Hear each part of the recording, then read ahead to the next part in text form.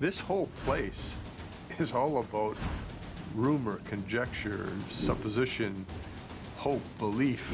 We have a plethora of wild theories out here. Before we try to find out what treasure is here, we have to figure who did the work on Oak Island. I believe that this was the work of the Aztec Empire.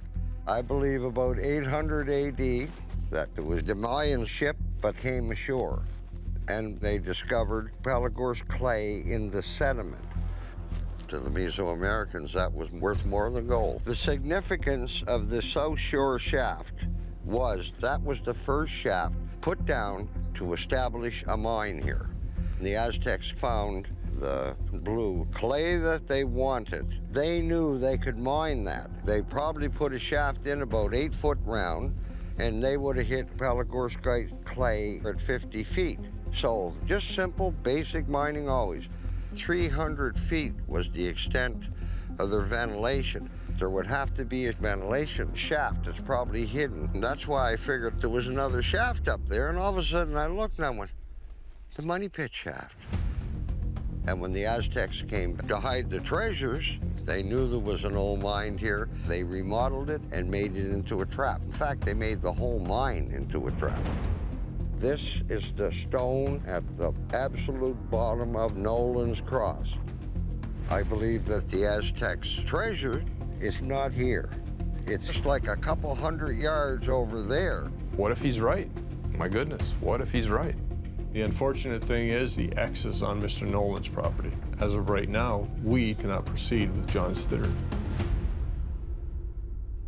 It's time to connect the dots. When I read the account of how McGuinness and his friends first started to dig at the money pit, the first thing they came across, a couple of feet under the turf, was a platform of flat stones. It's got to do with a particular part of Freemasonry, which is called the Royal Arch of Enoch. Time rolls by, and along come the children of Israel, and King Solomon builds the temple. They find the entrance to the Enochian chambers. Some Masonic legends say that the Ark of the Covenant ultimately found its way into the temple. The money pit was a deliberately constructed copy of Solomon's temple and the chambers of Enoch. X marks the spot. What you're looking for is another shaft with another chamber. The other end of the tunnel is at a fixed compass point from the origin, which makes me think it's more likely it would be due west. Am I to understand, looking at this, that we're back in that bloody swamp? Yes. So how sure are you of this? Me? Yeah. Absolutely sure. I don't care how difficult it is. I really don't. I mean, I'll go in there by myself. And that, Rick Lagina, is why you are going to find this treasure. We are going to find this treasure. The Rochefoucauld family has connections to the Duke Anvil and the possible construction or visit to the money pit. Louis Alexander Rochefoucauld was the son of the Duke Anvil and is a very interesting character because of his associations with Thomas Jefferson and Benjamin Franklin. There is some degree of probability that Louis Alexander Rochefoucauld, in his friendship with Benjamin Franklin and Thomas Jefferson, he may have actually told them of Oak Island or whatever secret was there. They could have had part of the treasure from Oak Island as a way to finance the war and help, establish the new country. Holy smokes. If there really is a connection to the American Revolution, it is indeed a national treasure for the U.S. because it rewrites history. It is a national treasure for Nova Scotia because the mystery is here. Gentlemen, hi, how are you? Hi, Doug. A couple of months ago, I got introduced to this lady in New York who's been pursuing some Templar research for the last 7 or 8 years. The lady's name is Zena Halpern. Perhaps what we should do is introduce you to Zena herself. Maybe we can get her in on a conference call. I'm all ears. Hello? Hi, Zena, it's Doug. Hi. So I'm with the folks on Oak Island. Okay. And I just gave everyone here a little overview on what your research involves and that you have some pretty interesting documents. Okay. We have the map that shows Nova Scotia. We have a map of Oak Island, and then we have the cipher. There was a mention in the document dated 1178 to 1180 that the Temple voyage to the northeastern part of America took place, and that the Templars had made landfall on an island of oaks. When I found the map, which is dated 1347, I began to put pieces together. One of her research assistants knew of the work I was doing, pursuing the history of the 90-foot stone, and they thought I should see the cipher, and I was immediately intrigued because this appears to be using the very same symbols that the cipher for the 90-foot stone uses. The maps and the La Formula cipher were hidden in the back pocket of a book which was given to me several years ago. I've been trying to decipher. Okay. The words I've pulled out of it so far are grayware, which is a term for pottery, gold, cephala, the site of the first Portuguese fort and factory on the east coast of Africa in 1505, and Joab, a general in King David's army who spent a lot of time in northern Africa. If I could interject here. Sure. It's all connected to gold in Africa. Right. And in one of the stories I was reading, there was mention that Joab was pushing the Philistines back and he made it safe for the transport of the ark. Does this suggest that there's an organization out there that was using these symbols to encode messages, that we're doing something in Africa and somehow also we're here on Oak Island? This Oak Island map that you're showing us, it seems to indicate that someone came here in 1347. Yes, the 1347 map, this is an extremely interesting map.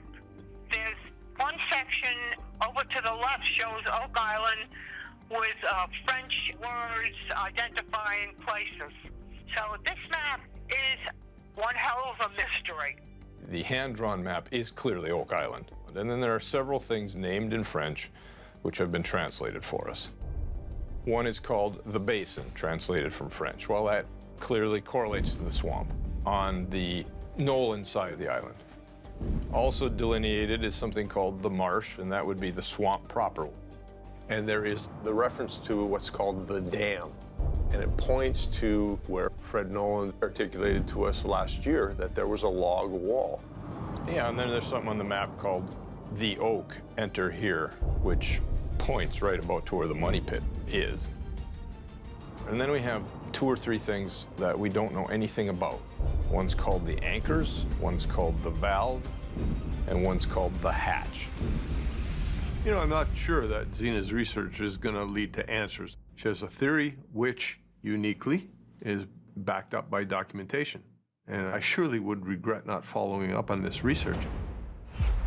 Guys, I'm very pleased to have Travis Taylor with us today. So you've done some investigative work and you have some stuff to show us, I understand. Yeah, I do. So to start with, I'll show you the analysis. If you look at this chart, there is a lot of uranium that's found very close to the island. Now, the key to that is when uranium decays, you get a bunch of products from it, and radon is specifically the one. Well, the idea is if you have a void underneath the surface, over time, the uranium is going to cause this to fill with radon gas, especially if there's no ventilation in it. And this would occur in a fluid-filled cavity. Oh, absolutely. Actually, radon is soluble in most materials. I always love when somebody thinks of something that had just never occurred to me. That's the best kind of information there is. And so Travis Taylor came in with a whole new perspective on maybe how to find cavities through radon testing. And I don't know if we're going to have time for that this year or not, but I'd like to pursue that. So as I started doing this, I started reading more about Oak Island and looking at what it's all about. I came up with sort of my own theory as to what may have happened here. Almost everybody that's been involved in investigating it are Freemasons. So I started looking into the Freemasons, and one of the first things that jumped out at me was Hiram Abiff's Freemason drawing template. There are actually meanings on this map that are based on astronomy. You see at the top, the hand of God is holding a chalice, or the Holy Grail, or the Cup of Life. But what the Freemasons use that as a symbol of is as above, so below. The way they would draw maps is by as above, so below. The stars would be their guide on how they created the map, if they were going to make one. The star on the upper right is actually, if you count, there are 7 stars there. It looks like the Pleiades, which is part of Taurus. I got to thinking, is there something that archaeoastronomy might have to do with the island? So I overlaid the constellation on the island. This is a star map. We might be led to the point on Oak Island where the actual treasure is. So let's do this, Travis. Gary, if you're available, Jack, let's take Travis and we'll show you around the island. So let's have a look. Oh, that sounds great. Based upon your map, Travis, looks like the first star would be located near the lot line between 3 and 2. Lead on, Maestro. There's a huge boulder over here. It could be a landmark. Well, we should look at it, right? Yeah. This is a big rock, though. That is a pretty big boulder. This boulder is actually pretty close to your spot. I don't see any other large boulders like this around here. Not just sitting there, right? Well, that's interesting. Yeah, the first point that we came to, there's a large boulder at. So. That is intriguing. So we'll see if there's a pattern developed. Yeah, right. Go to the next place. All right, let's go do that. All right, let's do that. I'm not even gonna get my metal detector because I'm sure it's been detected to death, right? Oh, yeah.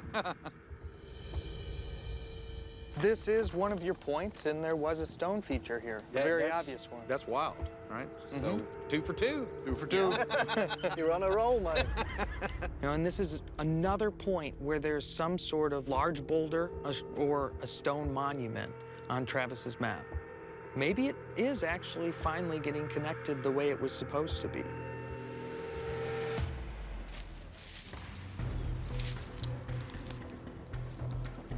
This one has a flat side back here. We are in the general area of where this point's supposed to be. Well, it's amazing that we've run into big boulders at each point. Yeah. Could those stones that we saw be markers that were put there by some human beings a long, long time ago to correspond with a star map? The answer is, of course they could. We need to get corroborative information, first of all, and then we'll draw, what conclusions we can draw.